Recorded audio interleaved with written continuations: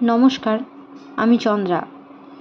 আমার এই গল্প পাঠে মো চ্যানেলটি যদি আপনাদের ভালো লেগে থাকে তাহলে অবশ্যই লাইক, শেয়ার ও সাবস্ক্রাইব করে পাশে থাকবেন এবং আপনাদের মূল্যবান মতামত কমেন্টের মাধ্যমে আমাকে অবশ্যই জানাবেন।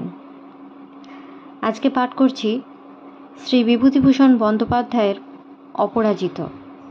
শুরু করছি। দুপুরে একদিন রানু বলিল, অপু, তোর কিছু দেনা আছে। কী দেনা রানুদি? মনে আছে আমার খাতায় একটা গল্প শেষ করিসনি? রানু একটা খাতা বাহির করিয়া আনিল। অপু খাতাটা চিনিতে পারিল না। রানু বলিল, এতে একটা গল্প আধখানা লিখেছিলি, মনে আছে ছোটবেলায়? শেষ লিখে দে এবারে। অপু অবাক হইয়া গেল, বলিল, রানুদি, সেই খাতাখানা এতকাল রেখে দিয়েছ তুমি? রানু মৃদু মৃদু হাসিল। বেশ দাও, এখন আমার লেখা কাগজে বেরুচ্ছে। তোমার খাতাখানায় গল্পটা অর্ধেক রাখবো না। কিন্তু কী ভেবে খাতাখানা রেখেছিলে রানুদি এতদিন? শুনবি, একদিন তোর সঙ্গে দেখা হবেই, গল্প শেষ করে দিবিই জানতুম। অপু মনে মনে ভাবিল, তোমাদের মতো বাল্যসঙ্গিনী জন্ম জন্ম যেন পায় রানুদি। মুখে বলিল, সত্যি? দেখি দেখি খাতাটা। খাতা খুলিয়া বাল্যের হাতের লেখাটা দেখিয়া কৌতুক বোধ করিল। রানীকে দেখাইয়া হাসিয়া বলিল, একটা পাতে 7টা বানান ভুল করে বসে আছি দেখো। সে এই মঙ্গলরূপিণী নারীকেই সারা জীবন দেখিয়া আসিয়াছে, এই স্নেহময়ী করুণাময়ী নারীকে। হয়তো ইহা সম্ভব হইয়াছে এই জন্য যে নারীর সঙ্গে তার পরিচয় অল্পকালের ও ভাষা ভাষা ধরনের বলিয়া।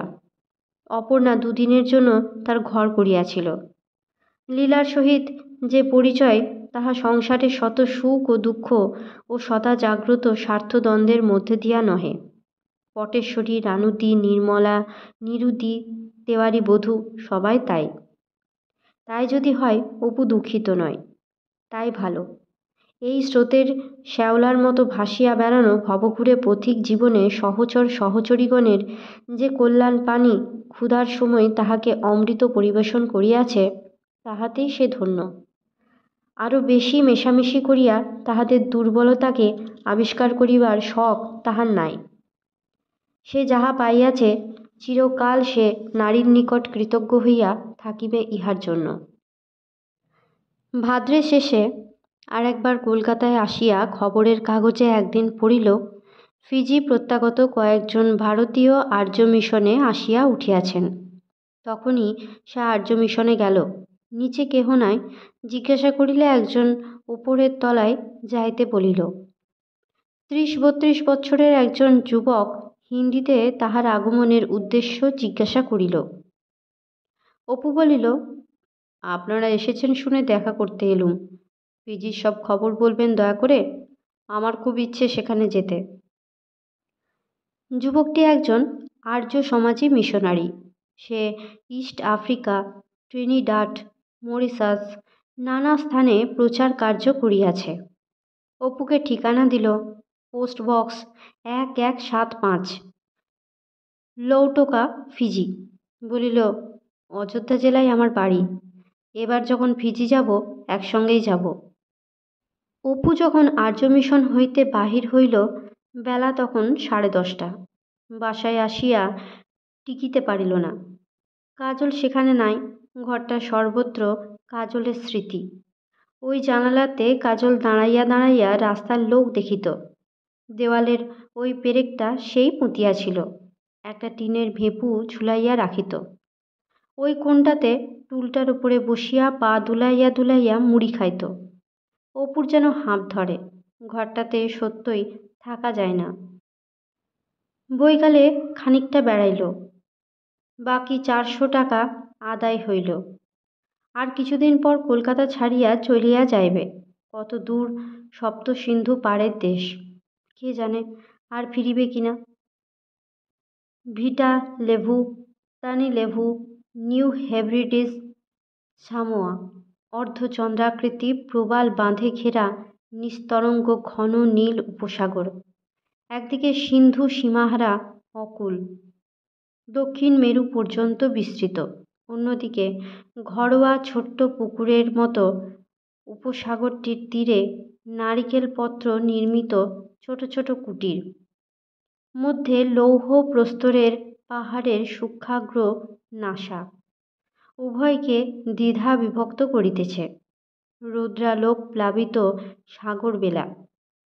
পথিক জীবনের যাত্রা আবার নতুন দেশের নতুন আকাশস্থলে শুরু হইবার দিন ঘনাইয়া আসিতেছে। পুরাতন দিনের সঙ্গে সেসব জায়গার সম্পর্ক আর একবার সেসব দিকে ঘুরিয়া ঘুরিয়া বেড়াইল। মায়ের মৃত্যুর পূর্বে যে ছোট একতলা ঘরটাতে থাকিত অভয় নিয়োগী লেনের মধ্যে, সেটার পাশ দিয়াও গেল। বহুকাল ওইদিকে আসে নাই। গলির মুখে একটা গ্যাস পোস্টের কাছে সে চুপ করিয়া খানিকক্ষণ দাঁড়াইয়া রহিল। একটি ছিপছিপে চেহারার 19-20 বছরের পাড়া গাঁয়ের যুবক সামনের ফুটপাতে হাঁ করিয়া দাঁড়াইয়া আছে। কিছু মুখচোরা, কিছু নির্বোধ। বোধহয় নতুন কলিকাতায় আসিয়াছে। বোধহয় পেট ভরিয়া খাইতে পায় নাই। ক্ষুধা শীর্ণ মুখ। অপু ওকে চেনে। ওর নাম অপূর্ব রায়। 13 বছর আগে ও এই গলিটার মধ্যে একতলা বাড়িটাতে থাকিত। এক মুঠো হোটেলের রান্না ভাত ডালের জন্য হোটেলওয়ালার কত মুখ নাড়া সহ্য করিত। মায়ের সঙ্গে দেখা করিবার প্রত্যাশায় পাঁচিলের গায়ে দাগ কাটিয়া ছুটির আর কতদিন বাকি হিসাব রাখিত। দাগগুলি জামরুল গাছটার পাশে লোনাধারা পাঁচিলের গায়ে আজও হয়তো আছে।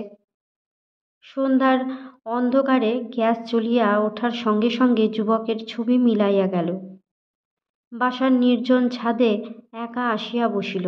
মনে কি অদ্ভুত ভাব, কি অদ্ভুত অনুভূতি।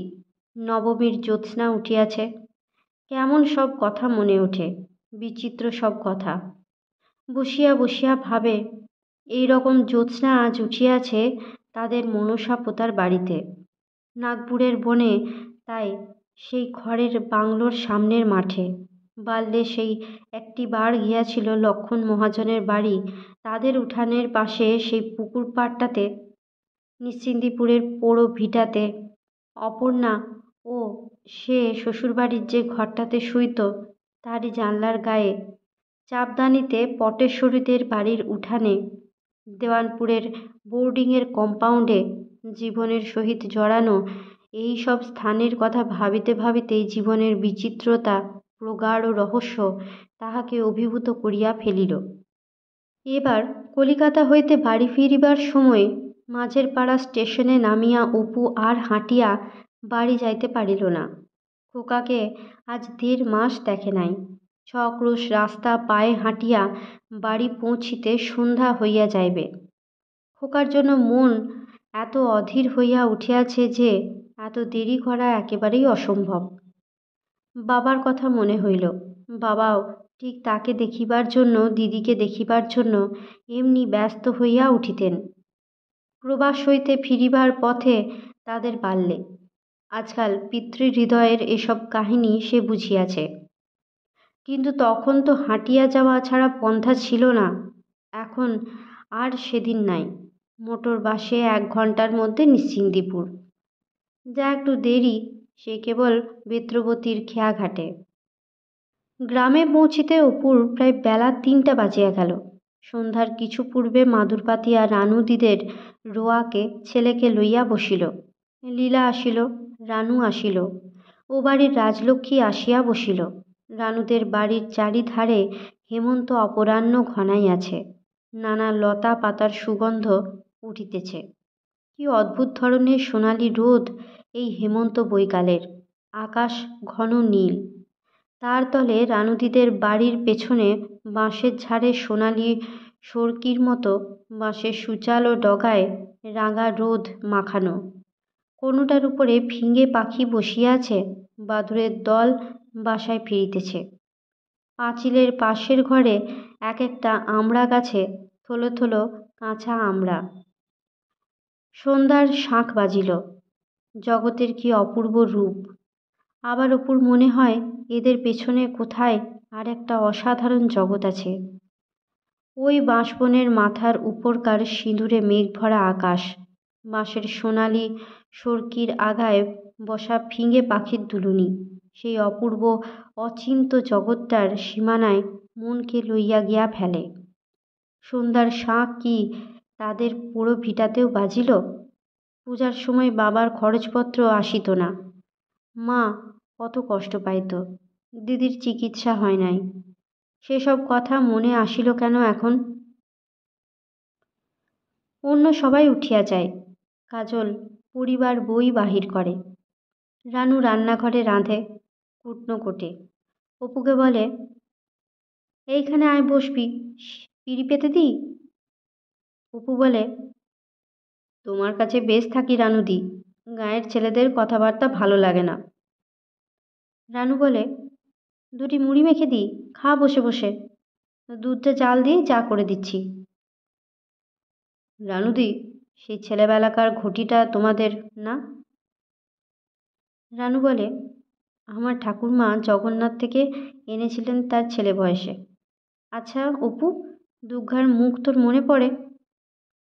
অপু হাসিয়া বলে, না রানুদি, একটু যেন আবছা, তাও সত্যি কি না বুঝিনে। রানু দীর্ঘশ্বাস ফেলিয়া বলিল, আহা, সব স্বপ্ন হয়ে গেল। অপু ভাবে, আজ যদি সে মারা যায়, খোকাও বোধহয় তাহার মুখ এমনি ভুলিয়া যাইবে। রানুর মেয়ে বলিল, ও মামা, আমাদের বাড়ির ওপর দিয়ে আজ এইলো পেলেন গেল? কাজল বলিল, হ্যাঁ বাবা, আজ দুপুরে এই তেঁতুল গাছের ওপর দিয়ে গেল। অপু বলিল, সত্যি রানুদি? হ্যাঁ তাই। কি ইংরেজি বুঝিনে, উড়োজাহাজ যাকে বলে। কি আওয়াজটা! নিশ্চিন্দিপুরের 7 বছরের মেয়ে আজকাল এরোপ্লেন দেখিতে পায় তাহা হইলে। পরদিন সন্ধ্যার পর জ্যোৎস্না রাত্রে অভ্যাস মতো নদীর ধারে মাঠে বেড়াইতে গেল। কতকাল আগে নদীর ধারের ওইখানটিতে একটা সাঁই বাবলা তলায় বসিয়া এই রকম বৈকালে সে মাছ ধরিত। আজকাল সেখানে সাঁই বাবলার বন, ছেলেবেলার সে গাছটা আর চিনিয়া লওয়া যায় না। ইছামতি এই চঞ্চল জীবনধারার প্রতীক। ওর দুপার ভরিয়া প্রতি চৈত্র বৈশাখে কত বনকুসুম গাছপালা, পাখি পাখালি, গায়ে গায়ে গ্রামের ঘাট, শতাব্দীর পর শতাব্দী ধরিয়া কত ফুল ছড়িয়া পড়ে, কত পাখির দল আসে যায়। ধারে ধারে কত জেলেরা জাল ফেলে, তীরবর্তী গৃহস্থ বাড়িতে হাসি কান্না লীলা খেলা হয়। কত গৃহস্থ আসে, কত গৃহস্থ যায়, কত হাসিমুখ শিশু মায়ের সঙ্গে নাহিতে নামে। আবার বৃদ্ধাবস্থায় তাহাদের নশ্বর দেহের রেণু ইছামতির স্রোতজলে ভাসিয়া যায়। এমন কত মা, কত ছেলে মেয়ে, তরুণ তরুণী মহাকালের বিধিপথে আসে যায়, অথচ নদী দেখায় শান্ত স্নিগ্ধ ঘরোয়া নিরীহ। আজকাল নির্জনে বসিলেই তাহার মনে হয় এই পৃথিবীর একটা আধ্যাত্মিক রূপ আছে। এর ফুল ফল আলো ছায়ার মধ্যে জন্মগ্রহণ করার দরুন এবং শৈশব হইতে এর সঙ্গে ঘনিষ্ঠ পরিচয়ের বন্ধনে আবদ্ধ থাকার দরুন এর প্রকৃত রূপটি আমাদের চোখে পড়ে না। এ আমাদের দর্শন ও শ্রবণগ্রাহ্য জিনিসে গড়া হইলেও আমাদের সম্পূর্ণ অজ্ঞাত ও ঘোর রহস্যময়। এর প্রতি রেণু যে অসীম জটিলতায় আচ্ছন্ন, যা কিনা মানুষের বুদ্ধি ও কল্পনার অতীত। এই সত্যতা হঠাৎ চোখে পড়ে না। যেমন সাহেব বন্ধুটি বলিত, ভারতবর্ষের একটা রূপ আছে, সে তোমরা জানো না। তোমরা এখানে জন্মেছ কি না, অতি পরিচয়ের দোষে সে চোখ ফোটেনি তোমাদের। আকাশের রং আর একরকম, দূরের সে গহন হীরাকশের সমুদ্রে ঈষৎ কৃষ্ণাভ হইয়া উঠিয়াছে।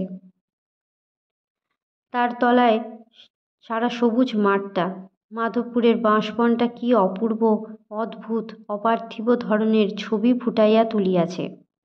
এ যেন পরিচিত পৃথিবীটা নয়, অন্য কোনো অজানা জগতের কোনো অজ্ঞাত দেবলোকের। প্রকৃতির একটা যেন নিজস্ব ভাষা আছে। অপু দেখিয়াছে কতদিন বক্রতোয়ার উপর ছাওয়া তটে শাল ঝাড়ের নিচে ঠিক দুপুরে বসিয়া দূরের নীল আকাশের পটভূমিতে একটা পত্রশূন্য প্রকাণ্ড কি গাছ, সেদিকে চাহিলেই এমন সব কথা মনে আসিত যা অন্য সময় আসার কল্পনাও করিতে পারিত না। পাহাড়ের নিচে বনফলের জঙ্গলেরও একটা কি বলিবার ছিল যেন। এই ভাষাটা ছবির ভাষা। প্রকৃতি এই ছবির ভাষায় কথা বলেন। এখানেও সে দেখিল গাছপালায়, উইঢিপির পাশে, শুকনো খড়ের ঝোপে, দূরের বাঁশবনের সারিতে সেই সব কথাই বলে, সেই সব ভাবই মনে আনে। প্রকৃতির এই ছবির ভাষাটা সে বোঝে। তাই নির্জন মাঠে প্রান্তরে বনের ধারে একা বেড়াইয়া সে সব প্রেরণা পায়। যে পুলক অনুভব করে তা অপূর্ব। সত্যিকার জয় অফ লাইফ। পায়ের তলায় শুকনো লতাকাটি, দেয়ালের চরে রাঙা রোদ মাখানো কষার ঝোপ, আকন্দের বন, ঘেটু বন, তার আত্মাকে এরা ধ্যানের খোরাক যোগায়। এ যেন অদৃশ্য সাতী নক্ষত্রের বাড়ি, তারই প্রাণে মুক্তার দানা বাঁধে। সন্ধ্যার পূরবী কি গৌরী রাগিণীর মতো বিষাদ ভরা আনন্দ, নির্লিপ্ত ও নির্বিকার।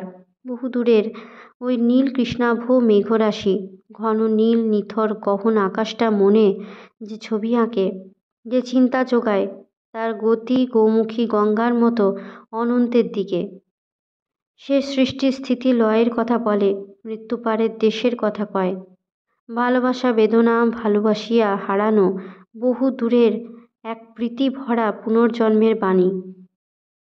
এইসব শান্ত সন্ধ্যায় ইছামতির তীরের মাঠে বসিলেই রক্ত মেঘস্তূপ ও নীলাকাশের দিকে চাহিয়া চারিপাশের সেই অনন্ত বিশ্বের কথাই মনে পড়ে। মনে পড়ে বাল্যে এই কাঁটা ভরা সাঁই বাবলার ছায়ায় বসিয়া মাছ ধরিতে ধরিতে সে দূর দেশের স্বপ্ন দেখিত। আজকাল চেতনা তাহার বাল্যের সে ক্ষুদ্র গণ্ডি পার হইয়া ক্রমে দূর হইতে দূরে আলোকের পাখায় চলিয়াছে। এই ভাবিয়া এক এক সময় সে আনন্দ পায়। কোথাও না যাক, যে বিশ্বের সে একজন নাগরিক, তা ক্ষুদ্র দীন বিশ্ব নয়। লক্ষ কোটি আলোকবর্ষ যার গণনার মাপকাঠি, দিকে দিকে অন্ধকারে ডুবিয়া ডুবিয়া নক্ষত্রপুঞ্জ, নীহারিকাদের দেশ, অদৃশ্য ইথারের বিশ্ব, যেখানে মানুষের চিন্তাতীত কল্পনাতীত দূরত্বের ক্রমবর্ধমান পরিধি পানে বিস্তৃত, সেই বিশ্বে সে জন্মিয়াছে। ওই অসীম শূন্য কত জীবলোকে ভরা, কি তাদের অদ্ভুত ইতিহাস! অজানা নদীতটে প্রণয়ীদের কত অশ্রুভরা আনন্দ তীর্থ! সারা শূন্য ভরিয়া আনন্দ স্পন্দনের মেলা। ইথারের নীল সমুদ্র বাহিয়া বহু দূরের বৃহত্তর বিশ্বের সেসব জীবনধারার ঢেউ প্রাতে দুপুরে রাত্রে নির্জনে একা বসিলেই তাহার মনের বেলায় আসিয়া লাগে। অসীম আনন্দ ও গভীর অনুভূতিতে মন ভরিয়া ওঠে। পরে সে বুঝিতে পারে শুধু প্রসারতার দিকেই নয়, যদিও তা বিপুল ও অপরিমেয়, কিন্তু সঙ্গে সঙ্গে চেতনা স্তরের আর একটা ডাইমেনশন যেন তার মন খুঁজিয়া নেয়। এই নিস্তব্ধ শরৎ দুপুর যখন অতীতকালের এমনি এক মধুর মুগ্ধ শৈশব দুপুরের ছায়াপাতে স্নিগ্ধ ও করুণ হইয়া ওঠে, তখনই সে বুঝিতে পারে চেতনার এ স্তর বাহিয়া সে বহু দূর যাইতে পারে। হয়তো কোনো অজ্ঞাত সৌন্দর্যময় রাজ্যে, দৈনন্দিন ঘটনার গতানুগতিক অনুভূতিরাজি ও একঘেয়ে মনোভাব, যে রাজ্যের সন্ধান দিতে পারতই না কোনোদিন। নদীর ধারে আজিকার এই আসন্ন সন্ধ্যায় মৃত্যুর নবরূপ সে দেখিতে পাইল। মনে হইল যুগে যুগে এ জন্ম মৃত্যুচক্র কোন বিশাল আত্মা দেবশিল্পীর হাতে আবর্তিত হইতেছে। তিনি জানেন কোন জীবনের পর কোন অবস্থার জীবনে আসিতে হয়। কখনো বা বৈষম্য, সবটা মিলিয়া অপূর্ব রসসৃষ্টি, বৃহত্তর জীবন সৃষ্টির আর্ট। ৬,০০০ বছর আগে হয়তো সে জন্মিয়াছিল প্রাচীন ইজিপ্টে। সেখানে নলখাগড়া প্যাপিরাসের বনে নীল নদের রৌদ্রদীপ্ত তটে কোন দরিদ্র ঘরের মা বোন বাপ ভাই বন্ধু বান্ধবদের দলে কবে সে এক মধুর শৈশব কাটাইয়া গিয়াছে। আবার হয়তো জন্ম নিয়েছিল রাইন নদীর ধারে, কর্কক, বার্চ ও বীচ বনের শ্যামল ছায়ায় বনেদি ঘরের প্রাচীন প্রাসাদে, মধ্যযুগের আড়ম্বরপূর্ণ আবহাওয়ায় সুন্দর মুখ সখীদের দল। হাজার বছর পর আবার হয়তো সে পৃথিবীতে ফিরিয়া আসিবে। তখন কি মনে পড়িবে এবারকারের এই জীবনটা? কিংবা কে জানে, আর হয়তো এই পৃথিবীতে আসিবেই না। ওই যে বটগাছের সারির মাথায় সন্ধ্যার ক্ষীণ প্রথম তারকাটি, ওদের জগতে অজানা জীবন ধারার মধ্যে হয়তো এবার নবজন্ম। কতবার যেন সে আসিয়াছে, জন্ম হইতে জন্মান্তরে, মৃত্যু হইতে মৃত্যুর মধ্যে দিয়া। বহু দূর অতীতে ও ভবিষ্যতে বিস্তৃত সে পথটা যেন বেশ দেখিতে পাইল। কত নিশ্চিন্দিপুর, কত অপর্ণা, কত দুর্গা দিদি। জীবনের ও জন্ম মৃত্যুর বিধি পথ বাহিয়া ক্লান্ত ও আনন্দিত আত্মার সে কি অপরূপ অভিযান! শুধু আনন্দে, যৌবনে, জীবনে, পুণ্যে ও দুঃখে, শোকে ও শান্তিতে, এই সবটা লইয়া সে যে আসলো বৃহত্তর জীবনে।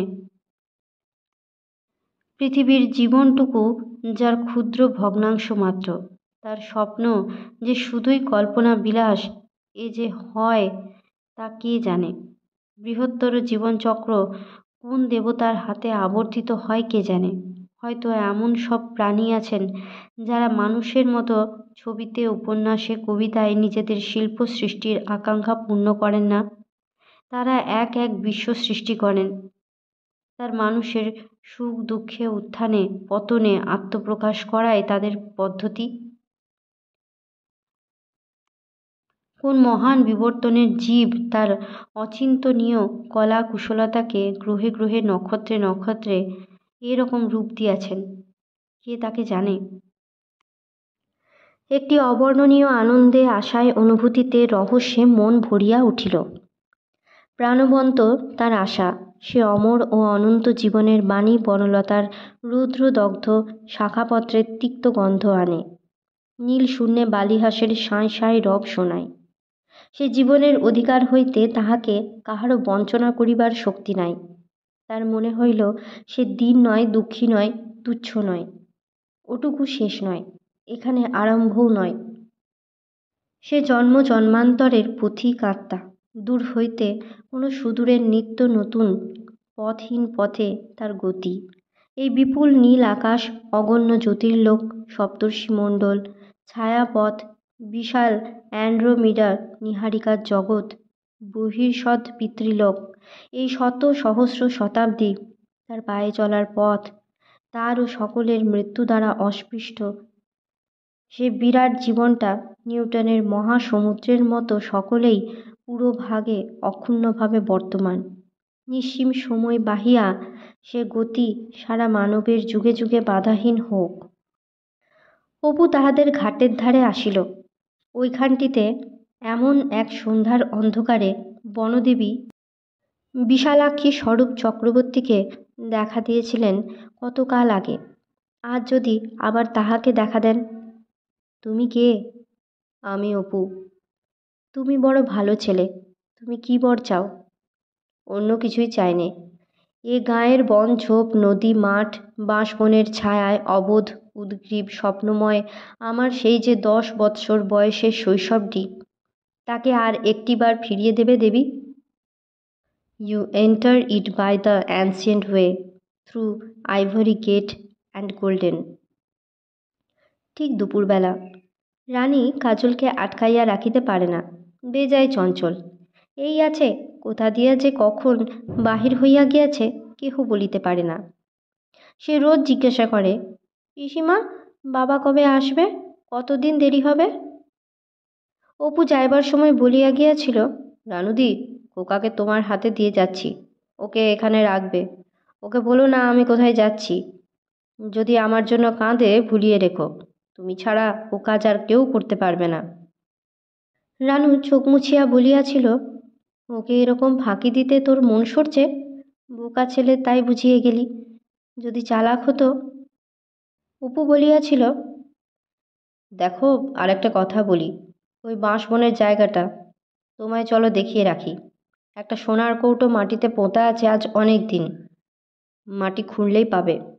আর যদি না ফিরি আর খোকা যদি বাঁচে, বৌমাকে কৌটোটা দিও সিঁদুর রাখতে। খোকাও কষ্ট পেয়ে মানুষ হোক, এত তাড়াতাড়ি স্কুলে ভর্তি করবার দরকার নেই। যেখানে যায় যেতে দিও, কেবল যখন ঘাটে যাবে তুমি নিজে নাইতে নিয়ে যেও। সাঁতার জানে না, ছেলে মানুষ ডুবে যাবে।